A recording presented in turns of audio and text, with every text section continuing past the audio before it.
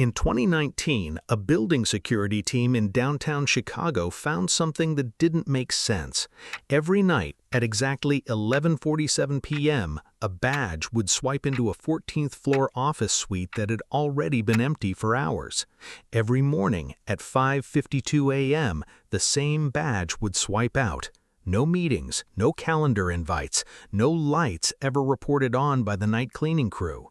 For 6 weeks, the building's automated systems logged a person who, according to every official record, was never there.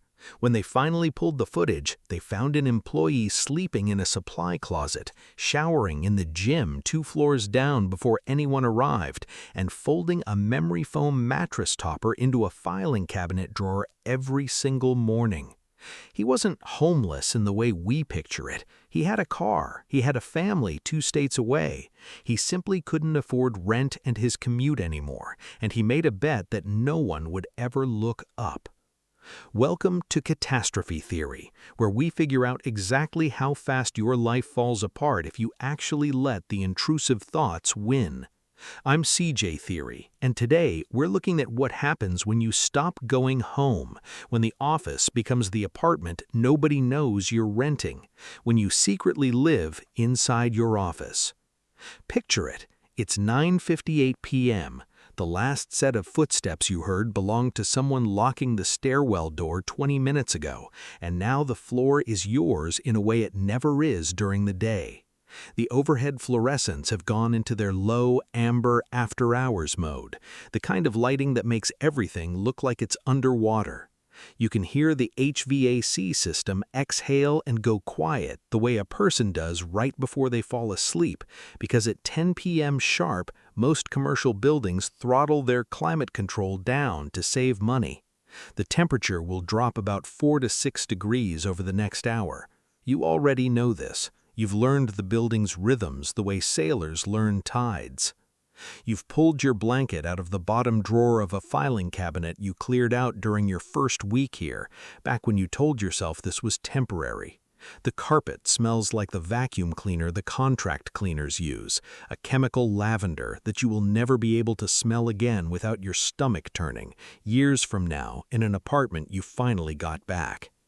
Somewhere down the hall, a server rack hums at a frequency just below where you'd call it a sound, more like a pressure. You've stopped noticing it most nights. Tonight, for some reason, you notice it again. There's a particular sound the building makes that you never notice during the day, buried under phone calls and keyboard clatter and the low murmur of 100 conversations, a kind of structural creak, the sound of steel and glass contracting as the temperature drops, the same way an old house settles at night, except this house is 14 stories tall and doesn't belong to you. You've started to find it almost comforting, in the way people eventually find comfort in things that used to frighten them, simply because familiarity is easier to live with than fear. Your phone is on airplane mode, plugged into the same outlet strip that powers your monitor, because you learned in week 2 that a phone left in normal mode will occasionally light up the ceiling with a blue-white flash if a text comes in, and there are cameras in that hallway you have not fully mapped yet. You think you've mapped all of them. You have not. You lie down on a yoga mat under your desk in the exact blind spot you identified on day 4 by watching the little red light on the ceiling dome camera and testing which angles it physically could not see. You know that dome doesn't rotate. You know the fire door beeps for 4 seconds if it's held open longer than 15, which is why you never prop it. You know the cleaning crew comes on Tuesdays and Thursdays, not every night, and that on the nights they do come, you are not here. You have become, without ever wanting to, an expert in a system designed explicitly to notice you. And here's the part nobody talks about. It's not the fear of getting caught that wears you down first. It's the ordinariness. It's brushing your teeth in a bathroom stall with the tap running so the motion sensor faucet doesn't seem suspicious to a hypothetical someone. It's eating cold food because a microwave running at 1 a.m. is a smell that lingers into the morning, and someone will ask. It's realizing around the third week that you haven't seen the sky after 6 p.m. in 21 days, and that your body doesn't know what season it is anymore. I've spent the last several months talking to people who have actually done this, not urban legend, not a rumor a friend heard, but real accounts pulled from building security consultants, corporate HR investigators, labor lawyers, and in 2 cases, people willing to describe exactly what it felt like to turn their workplace into their bedroom. I've also talked to sleep physiologists and building engineers about what your body and the building itself are doing to each other in that scenario, whether either side notices. Because this isn't really a story about sneaking around. It's a story about what happens when a space engineered for 8 hours of human presence a day is forced to hold a person for 24, and what breaks first, the building's defenses or you. And this isn't a one-off. Over the past decade, workplace investigators and building managers across multiple cities have quietly documented similar cases. A woman in a Bay Area tech office found to be keeping a full set of toiletries in a ceiling tile gap above a supply closet. A man in a Toronto financial firm who used the building's 24-hour gym as his de facto bathroom for nearly 2 months before a trainer noticed he was there every single day at the exact same time, regardless of holidays, weekends, or the trainer's own schedule. None of these people set out to become a cautionary tale. Almost all of them described the same starting point: a rent increase, a lost roommate, a commute that became financially impossible, and a quiet decision that felt at the time less like a crime and more like a temporary patch on a problem they assumed they'd solve within a few weeks. Weeks became months, and the building, patient and mechanical, kept recording everything the entire time. So let's actually take this apart, piece by piece, the way it would really unfold. Not the movie version, the real one. The first thing to understand is that an office is not a passive space. It is a machine built to notice things, and most of what it notices about you specifically without ever having been asked to. Start with the badge. Every swipe you make generates a time-stamped log entry tied to your employee ID, and that log doesn't just sit there. In most mid-size and large companies, it feeds into a security dashboard that flags anomalies, not because anyone's watching for you specifically, but because insurance carriers for commercial buildings require occupancy tracking, partly for fire safety, partly for liability. A badge that swipes in at 11:47 p.m. and out at 5:52 a.m., night after night on a floor with no scheduled shift work is exactly the kind of pattern that automated systems are built to catch. Think of it less like a person watching a screen and more like a smoke detector for behavior. It doesn't know what it's detecting, it just knows the pattern doesn't match the baseline, and eventually someone looks. Then there's the motion sensor network, which most people assume exists purely to turn lights on and off, and which absolutely does not stop there. In modern buildings, especially ones built or retrofitted after 2015, those same sensors often feed the HVAC zoning system, so the building can decide which parts of itself are worth heating or cooling at any given hour. If your body is generating motion and heat in a zone the building has been told is empty after 8 p.m., that's a data conflict.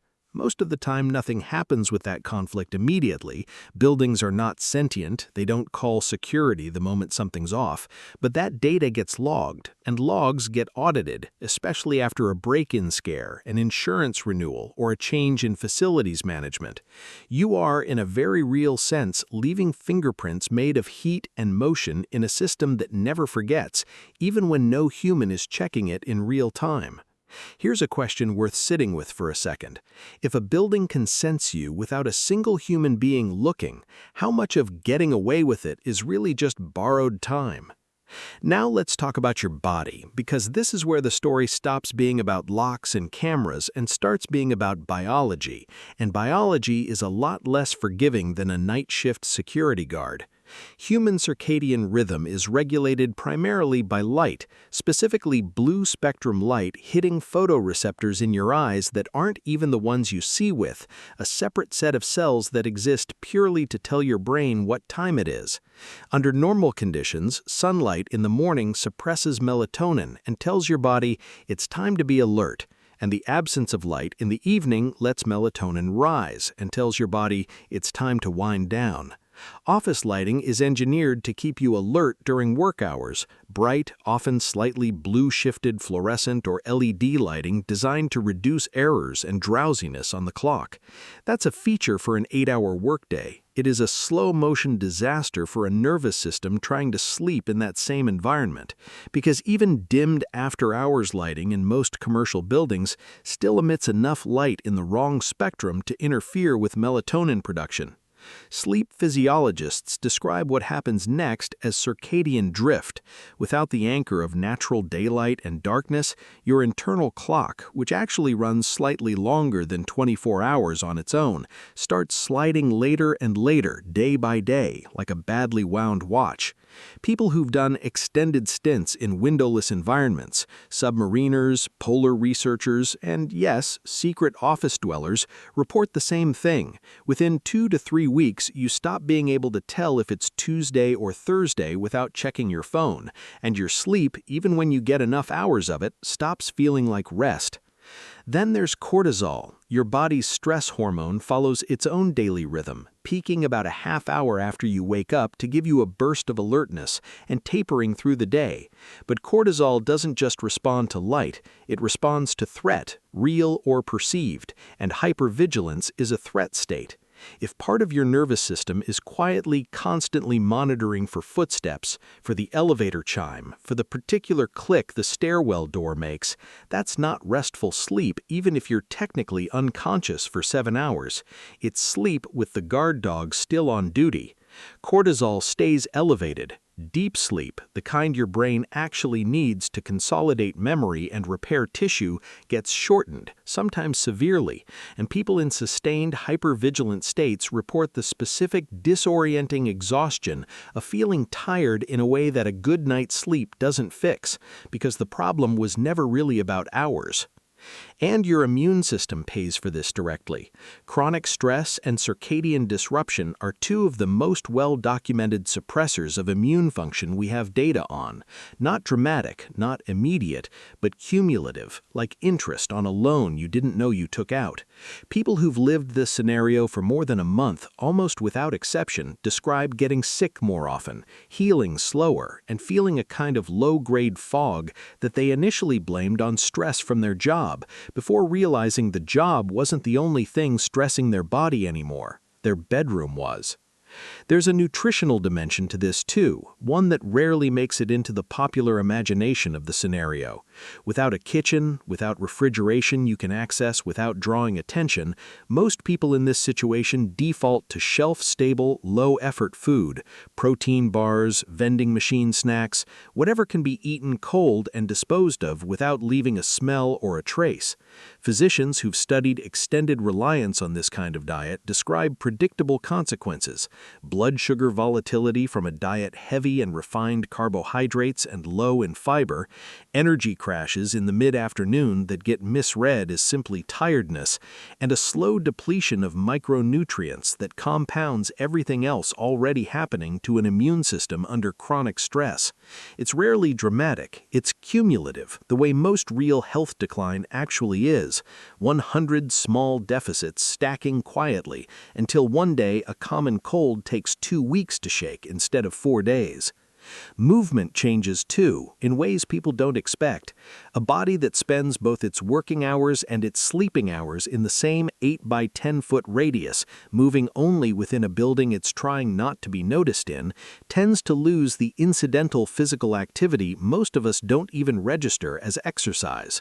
The walk to the train, the errands after work, the simple variability of moving through different environments throughout a day.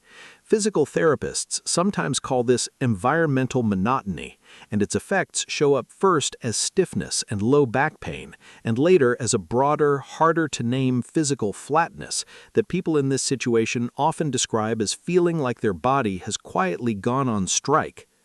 And then there's the psychological toll, which several of the people I spoke with independently described using almost identical language, a persistent background sense of unreality, as though they were watching their own life happen slightly out of sync, a half-second behind where it should be.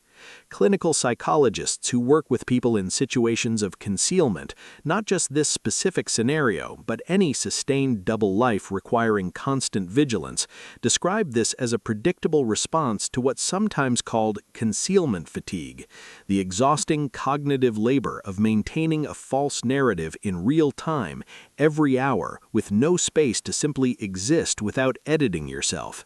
It's not paranoia in the clinical sense. It's closer to a nervous system that has been asked to run two operating systems simultaneously for months without ever being allowed to fully shut either one down.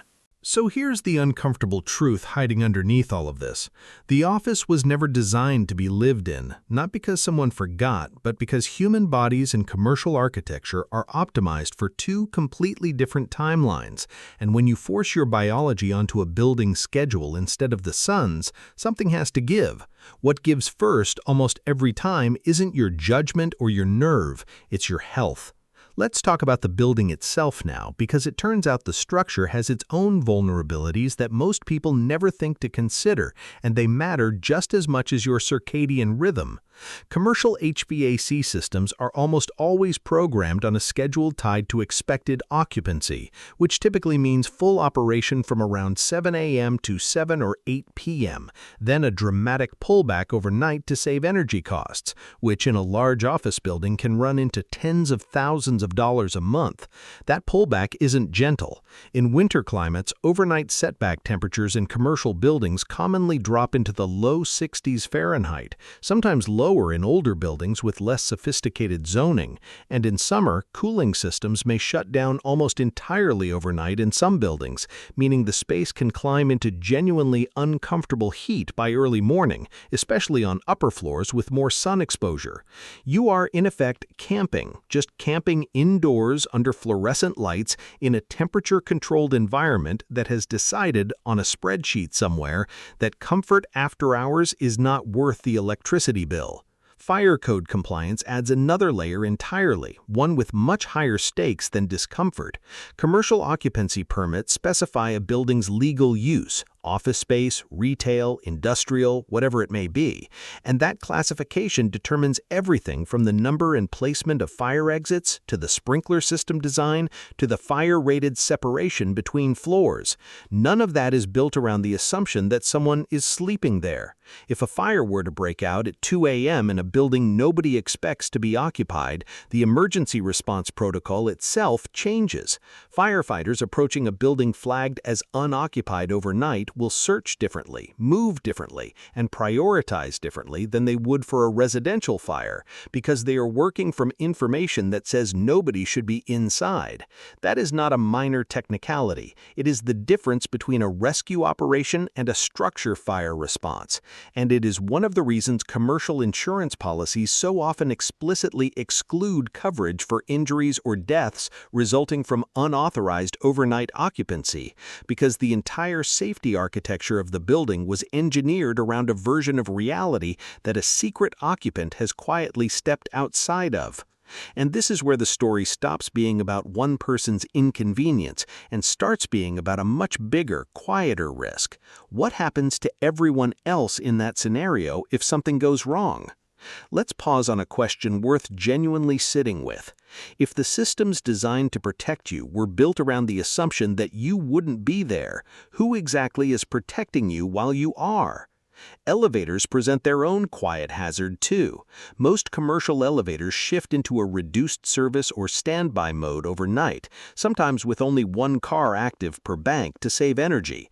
And in some buildings, elevators are locked out of certain floors entirely after hours as a security measure, meaning a fire stairwell, which you now must use, may have doors that lock from the stairwell side on every floor except the ground level, a security feature meant to stop unauthorized entry into a building, not designed with the scenario in mind of someone needing to exit quickly from an upper floor in an emergency.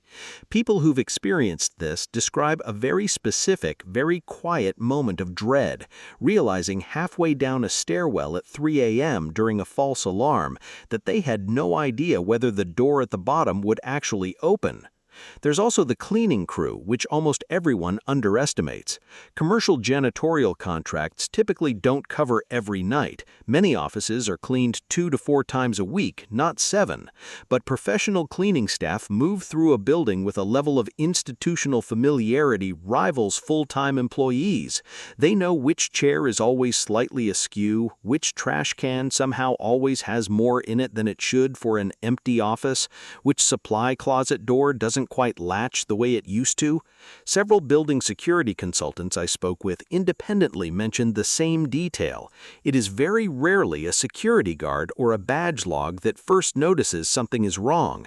It's almost always the cleaning staff, because they are the only people whose job requires them to actually look closely at a space every single day for signs of use.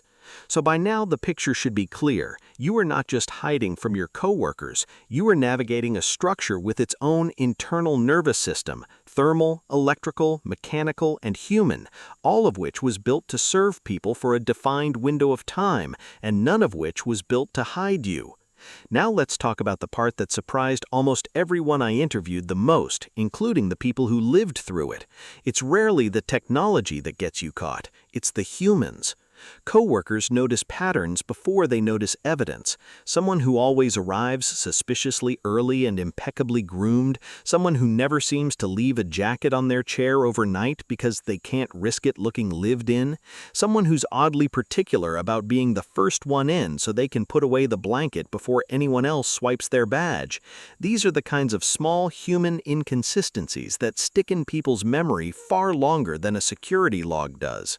One HR investigator described it to me this way: nobody clocks the pattern consciously at first. They just feel a low-grade unease around a colleague, something they can't quite name, and it's usually not until a second or third small oddity stacks on top of the first that anyone actually says something out loud. And then there's the matter of smell, hygiene, and the small tells of a life being managed in secret rather than lived openly. The granola bar wrapper in a desk drawer trash can that never quite gets emptied at the same rate as everyone else's, the gym bag that's a little too full a little too frequently, the days when the same sweater reappears in a slightly different combination that a sharp-eyed coworker somehow still recognizes. None of these things on their own mean anything. Together, over weeks, they become a story that someone eventually puts together, not out of suspicion or malice most of the time, but out of simple human pattern recognition, the same instinct that lets us recognize a friend's walk from a block away. Plumbing tells its own quiet story too, one that most people never think to account for. Commercial restrooms are typically plumbed with far higher capacity systems than residential bathrooms, built to handle a burst of use during a lunch rush, rather than the slow, steady trickle of a single person's daily hygiene routine spread across odd hours. Facilities managers describe being able to spot unusual after-hours water usage in utility reports precisely because the pattern doesn't match anything the building systems were designed to expect. A toilet flushed at 4 a.m., a sink running for several minutes at an hour when the building's own logs say no one badged in. Water utility data, like badge data, doesn't erase itself. It waits in a report that someone eventually reads. Electrical load tells a similar story. A phone charger, a laptop, a small space heater brought in to fight the overnight temperature drop. None of these draw much power individually, but building engineers monitoring circuit loads for energy efficiency audits, which many commercial properties now run quarterly to satisfy sustainability reporting requirements, can sometimes detect a circuit drawing power in a zone that should be fully dark. It's a small anomaly, easy to dismiss as a phantom load from an unplugged appliance, right up until someone cross-references it with a badge log and a motion sensor report from the same zone, and the three data points, independently meaningless, suddenly tell an unmistakable story together. This raises an uncomfortable question worth sitting with, one that gets at something deeper than logistics. If the hardest part of hiding a life isn't the cameras or the locks, but the small, human, unavoidable evidence of simply existing somewhere, what does that tell us about how much energy it actually takes to disappear? Now, before we go any further, let's address some of the ideas floating around about this scenario that sound plausible but genuinely aren't, because a few dangerous assumptions tend to creep into how people imagine this playing out. Myth: it's essentially free rent with basically no real downside beyond getting a little tired. Reality: beyond the health toll we've already covered, there is significant legal exposure most people never think about. Occupying a commercial space without authorization, even a space you technically have badge access to for work purposes, can in some jurisdictions constitute trespassing, once your employment authorization is understood to be limited to business use, not residency. And if discovered, this is frequently treated by employers not as an HR matter to be quietly resolved, but as grounds for immediate termination for cause, sometimes with the added complication of a company deciding to involve building security or even law enforcement, particularly if there are concerns about liability from an insurance standpoint. Why it's false? Free almost always undersells the actual cost, because the real price isn't paid in rent, it's paid in risk, legal, professional, and physical, accumulating quietly in the background the entire time.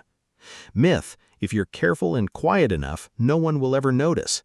Reality: as we've covered, buildings generate passive data about occupancy constantly, through badge systems, motion-triggered HVAC zoning, and increasingly through IoT sensors installed for entirely unrelated purposes like energy efficiency reporting or space utilization studies that many companies now run to decide whether to downsize their real estate footprint.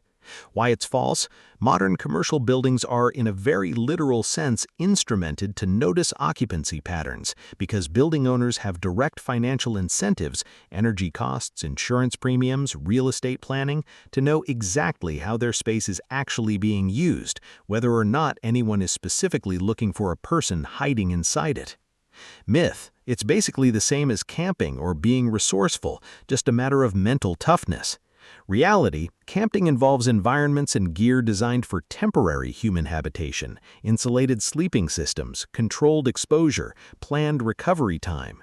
An office environment actively works against restorative sleep through spectrum-inappropriate lighting, temperature swings tied to a schedule built around absence rather than presence, and a psychological environment requiring sustained hypervigilance rather than the relaxed alertness of actual outdoor camping. Why it's false? The comparison flattens a genuinely serious physiological and psychological burden into something that sounds almost admirable, when the actual experience described by people who've lived it is closer to sustained low-grade emergency mode than to a weekend outdoors. Myth: worst-case scenario, you just get fired and have to find a new job. Reality: depending on circumstances, consequences can extend well beyond termination, potential trespassing charges, complications with unemployment benefits if termination is classified as for cause due to policy violations, damage to professional references, and in cases where a company's insurance provider becomes involved due to a safety incident, potential personal liability exposure for damages, particularly if the company argues the unauthorized occupancy directly contributed to an incident. Why it's false? People tend to imagine the worst outcome as a return to their starting point, unemployed but otherwise fine, when in reality the starting point itself can be affected, sometimes for years, in ways that are much harder to reverse than finding a new job. I want to pause here and say something clearly, because this entire scenario, more than anything else we cover on this channel, sits at the intersection of a genuinely serious housing and cost of living crisis affecting a huge number of people, not a hypothetical thrill-seeking stunt. The man in Chicago wasn't chasing an adrenaline rush. He was doing math that didn't work anymore. Rent, transportation, a paycheck that had stopped stretching far enough, and he found what felt in the moment like the only lever left to pull. If any part of this resonates with you, not as a curiosity but as something you're actually considering, please know that what follows isn't a judgment. It's meant as something closer to a hand extended towards better options, because there almost always are some, even when it doesn't feel that way in the middle of the night under a desk. So if you are in a position where housing insecurity has made this scenario feel like a real possibility rather than a thought experiment, here is a framework not to help you hide better, but to help you find safer ground faster. First, talk to HR before you talk to a filing cabinet drawer. Many companies, especially larger ones, have emergency assistance funds, employee assistance programs, or even informal accommodations for staff going through a housing crisis. And HR departments are more often than people expect willing to work with an employee proactively rather than punitively, particularly if approached before a policy violation rather than after one is discovered. Second, know your actual legal tenancy or occupancy status wherever you currently live, because in the middle of a housing crisis, people often assume they have fewer rights or fewer weeks of runway than they actually do. Tenant protection laws, notice periods, and eviction timelines vary significantly, and a call to a local tenants' rights organization can sometimes buy far more time than you think you have. Third, look into extended stay hotels and weekly rate motels as a genuine short-term bridge rather than a last resort, because per-night costs at these properties are often dramatically lower than people assume when compared honestly against a full month's rent, and many operate on a pay-as-you-go basis that doesn't require the credit checks or large deposits traditional leases do. Fourth, research transitional housing and rapid rehousing programs in your area run through local nonprofits or municipal housing authorities, because a huge number of these programs exist specifically for people who are employed but priced out, not just for crisis-level homelessness, and eligibility is often broader than people assume before they actually look into it. Fifth, if your commute is the core problem rather than rent itself, have an honest conversation with your employer about remote or hybrid flexibility, because many companies post-2020 have systems already in place for exactly this kind of arrangement, and it is far easier to request that flexibility openly than to solve the same commute problem by secretly moving into the building. Sixth, connect with a local 211 helpline, which exists in most regions specifically to route people toward housing assistance, utility assistance, and emergency funds based on your specific zip code and circumstances, often within a single phone call. Seventh, if you do find yourself in a genuine housing emergency with nowhere else to turn, even temporarily, prioritize safety over secrecy. A shelter, a car in a well-lit and legal overnight parking area, or a trusted friend's couch disclosed and known to at least one other person carries dramatically less physical risk than an undisclosed location inside a building with fire systems, security systems, and emergency protocols that have no idea you're there. Eighth, protect your paper trail rather than avoiding one, because a documented history of trying to get help, HR requests, applications to assistance programs, communication with a landlord about hardship, tends to open more doors later than silence does, even if it feels uncomfortable or embarrassing in the moment.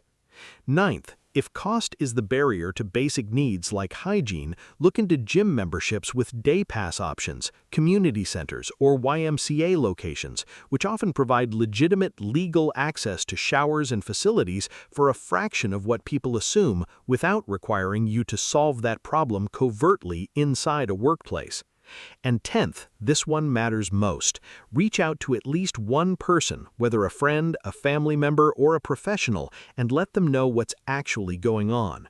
Almost universally, the people who've lived through this kind of situation describe isolation, not the housing crisis itself, as the heaviest part of it. And having even one person who knows the truth changes both the physical risk and the psychological weight of the entire situation. Here's a question worth carrying with you past this video. How many of the impossible financial situations we quietly solve through secrecy might actually have safer, faster solutions we've simply never been told exist? Let's zoom out now, because there's something almost beautiful hiding underneath all of this once you stop looking at it as a horror story and start looking at it as what it actually is, a demonstration of just how precisely engineered ordinary spaces really are. Think about what an office building actually represents, stripped of the anxiety we've spent the last few minutes building around it. It's a climate-controlled environment, engineered down to the degree that keeps hundreds of people comfortable across every season, without most of them ever thinking about it. It's a security architecture so thorough it can detect a single human heat signature in a 2,000 square foot space and adjust airflow accordingly. It's a fire safety system so exhaustively planned that entire evacuation routes are modeled around worst-case scenarios most of us will thankfully never experience. The very same systems that made this scenario so risky to attempt secretly are used the way they were designed to be used, a genuinely remarkable piece of quiet, invisible engineering that keeps millions of people safe every single day without a shred of gratitude or notice. The fear underneath tonight's scenario was never really about badge logs or dome cameras. It was about the much older, much more human fear of not having anywhere safe to be.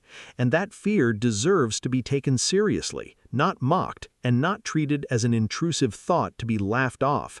If any part of this hit close to home, that response isn't weakness, it's your nervous system correctly identifying a genuinely difficult situation and asking you to find a way through it that doesn't cost you your health, your job, or your safety in the process. There's something worth remembering about the man from that Chicago building and everyone like him whose story never made it onto a security consultant's slide deck. He wasn't defeated by a badge system or a dome camera or a cortisol curve. He was, if anything, defeated by silence, his own decision to solve an enormous problem entirely alone, in the dark, rather than let a single other person carry even a piece of it with him. That's the quieter lesson buried in a story that looks, on the surface, like it's about locks and thermostats. It's really about the cost of trying to survive something invisibly, when survival almost always goes better in the light, with at least one other person who knows what's actually happening. Think about how strange it is, when you step back far enough, that we've built environments this precise. Buildings that can sense a change in body heat across an empty floor, systems that quietly track water use down to the gallon, fire codes written and rewritten over a century of hard, sometimes tragic lessons about what happens when a structure doesn't account for the people inside it. All of that precision exists for one reason, because somebody, a long time ago, decided that ordinary safety was worth the effort of designing for it in obsessive detail. That's not a small thing. That's one of the quieter miracles of modern life, that most of us walk into buildings every day and never once have to think about whether the air, the exits, the temperature, or the water have been accounted for, because someone else already did that thinking for us, decades in advance. So here's the reframe, the one thing I'd actually want you to walk away with. The systems around you, the ones we spent this entire video describing as things you'd need to outsmart, are not your enemy. They're proof of how much invisible care goes into making ordinary environments safe for the people who are supposed to be in them. The goal was never to learn how to defeat those systems, it's to make sure you're always someone those systems are actually built to protect, not someone hiding from them in the dark. Take care of the boring, ordinary parts of your life, the lease, the emergency fund, the conversation with HR you've been avoiding, precisely so you never have to test how good you'd be at disappearing into a building that was never built to hold you. But that's just a theory, a catastrophe theory. Thanks for not ruining your life.